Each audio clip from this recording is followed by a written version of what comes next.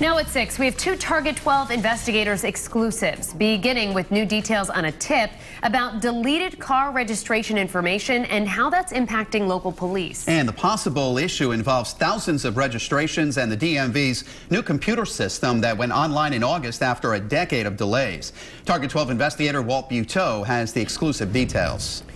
We are told names and addresses on expired or canceled registrations stayed in the DMV's old computer system 6 months or longer. The new computer system deletes those details after 90 days, and officers from a handful of departments tell us that can cause delays in what they do.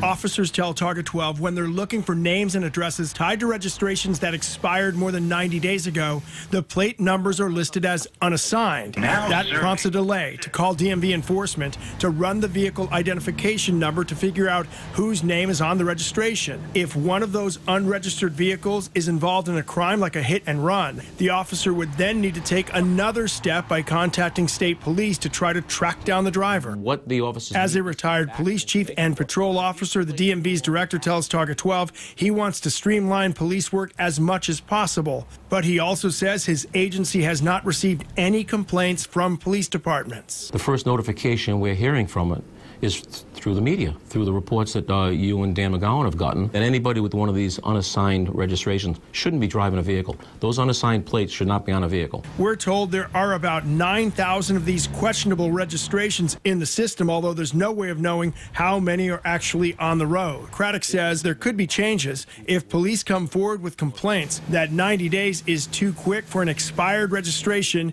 to be unassigned. Then absolutely we'll sit and see if it's something that can be done in the new system and try to accommodate to make sure that they're getting the information that they need. Craddock also tells us a DMV team is trying to identify and purge as many unused registrations as possible from a system that he says is working very well since it went online.